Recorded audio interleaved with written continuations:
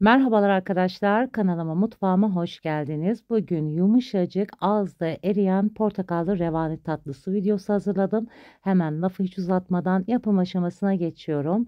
İlk önce revanimizin şerbetini yapmakla başlıyoruz. Şerbetim için tencereye 4 su bardağı toz şeker ekleyeceğim. Aklınızda soru işareti kalmaması için şerbetimin tüm detaylarını videoda gösteriyorum. Üzerine 4,5 su bardağı su ekliyorum. Dilerseniz suyunuzu sıcak veya ılık da ekleyebilirsiniz. Birebir ölçü yapmayacağız. 4 su bardağı toz şekere 4,5 su bardağı suyumuzu ekliyoruz. Son olarak yarım su bardağı suyumu da ekledikten sonra tenceremi ocağımın üzerine alıyorum. İlk önce yüksek ateşte şekeri eriyene kadar karıştıracağım. Sonra kaynamaya başladıktan sonra orta ateşte kaynamaya devam ettireceğim şerbetimi. Şekerim eriyene kadar ara ara karıştırmış olduğum şerbetimi yavaş yavaş kaynamaya başlarken çeyrek limonumun suyunu sıkıyorum. Limonumun suyunu da sıktıktan sonra şerbetimi, limonumu da şerbetimin içine ekliyorum ve şerbetimin tamamen kaynamasını bekledikten sonra yüksek ayarda kaynatıyordum. Şimdi orta ayara getireceğim. Orta ayarda toplamda 20 dakika kaynatacağım. Bu arada tabii ki saatime bakarak kontrollü şekilde şerbetimi kaynatacağım. Revaninin şerbeti de çok önemlidir. Çok akışkan olmamasına dikkat edelim. Biraz kıvamlı, damlalarının biraz ağır ağır damladığı ana kadar 20 dakika toplamda kaynattım. Şerbetimi büyük bir ocakta kaynattım ama tabii ki kaynamaya başladıktan sonra orta ayara getirdim. 20 dakika kaynattım. Şerbetimin damlalarını kontrol ediyorum. Artık ağır ağır damlayan şerbetimin altını kapatıyorum. Kenarda ılınmaya bırakıyorum. Şerbetim kenarda dinlenirken ben de bu arada revanimin kekinin yapımına başlıyorum. 4 adet oda ısısında bekletmiş olduğum yumurtam var. Revanimizin mutlaka malzemelerinde oda ısısında ılık olacak şekilde bekletmeye özen gösterelim. Bir su bardağından bir parmak eksik toz şeker ekliyorum. Mikserimin ilk önce düşük ve sonra yüksek ayarıyla güzelce beyaz köpük boza kıvamını alana kadar karıştırdım. Gördüğünüz gibi beyaz köpük kıvamı aldı. İçindeki şeker de tamamen güzelce eridi. Bir çay bardağı sıvı yağ ekliyorum arkadaşlar. Bir su bardağı oda ısısında bekletmiş olduğum sütüm var. Kesinlikle sütümüzü soğuk eklemeyelim. Süt yerine yoğurt da kullanabilirsiniz bir su bardağı. Mikserimin ilk önce düşük ayarıyla çok az karıştırdım. O güzelce köpürtmüş olduğumuz yumurtamızın köpüğünde sönmemesi için düşük ayarıyla karıştıralım. Bir çay bardağı irmik ekliyorum.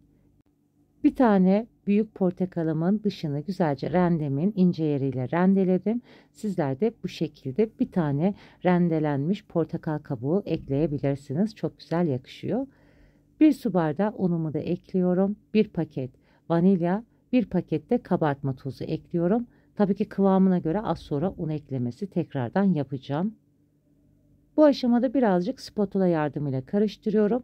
Ben yumurtayı da fazla kullandığım için arkadaşlar 1,5 su bardağına yakın un kullanacağım. Kullandığımız un miktarı yumurtanın büyüklüğüne küçüklüğüne göre, un markasına göre de değişebilir. Lütfen hamurunuzun kıvamına göre sizler eklemeye özen gösterin. Mikserimin düşük ayarıyla şöyle 10-15 saniye karıştırmam yeterli oluyor. Çok fazla karıştırıp da o güzel yumurtamızın köpüğünün sönmemesine özen gösterelim. Spatula yardımıyla sizlere hamurumun da kıvamını göstermek istiyorum.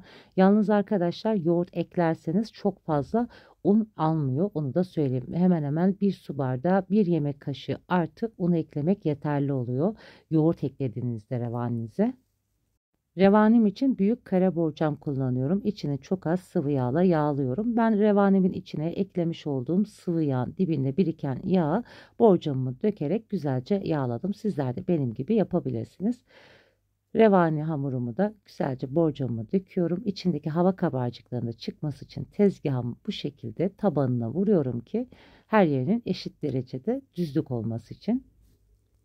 Fırınımı 170 derece alt üst fansız ayarda 5 dakika ısıttım. Mutlaka 5 dakika ısıtılmış fırınınızda revaninizde pişirmeye özen gösterin. Orta rafta ağır ağır revanimin içinde güzelce çekmesi için 40 dakikada pişirdim. Hem bu sayede daha güzel kabarıyor ve içini de güzelce çekiyor. Fırından çıkınca ilk sıcaklığını 1 dakika çıkarttıktan sonra arkadaşlar üzerine yarım su bardağı portakal suyu ekliyorum. Fırından çıkar çıkmaz eklemiyorum. Böyle tezgahımda 1 dakika beklettim ve o şekilde yarım su bardağından biraz daha fazlaydı portakal suyum. Ben bir tane büyük portakal suyu kullandım. Yeterli geldi. Çok da fazla yoğun portakal suyu kullanmadım. Kaşık yardımıyla her yerini güzelce dağılımını sağladım. Ve portakal suyunu da ekledikten sonra üzerine şerbetini döküyorum. Revanem sıcak, şerbetini de çok az ılık olacak şekilde dökeceğim. Şerbetimin kıvamı da çok sulu olmadı. Çok yoğun bir kıvamlı şerbetli olmasın. Revanenizin tam kıvamında olması için şerbet de çok önemlidir. Ağır ağır revaniye şerbet çektiği zaman daha güzel, tadına doyum olmayan bir revani tatlısı yemiş olursunuz. Şerbetimin tamamını revanemin üzerine döktükten sonra kenara alıyorum. En az 2 saat dinlenmeye bırakıyorum. Revanim şöyle 2 saat kadar zamanda ağır ağır şerbetini güzelce çekti. Tabii ki yine de 1-2 saat daha beklerse çok daha güzel olur. Ben misafirim için yapmıştım revanimi. Şu anda da misafirim geldi. Biraz sizler için hemen acele şekilde dilimledim. Üzerinde süsleme yaparak sizlere yakından da iç dokusunu da göstermek istedim revanimi. Çatala dokunduğunuz an çok kolay kesilip ağızda da hemen eriyen çok yumuşak dokulu bir revani tatlısı oldu. Sizlere gönül rahatlığıyla denemenizi tavsiye ediyorum. Portakallı revani tatlımın bütün malzemelerini açıklama kısmına ekleyeceğim. Oradan da ulaşabilirsiniz. Şimdiden deneyip yapacak olanlara afiyet olsun.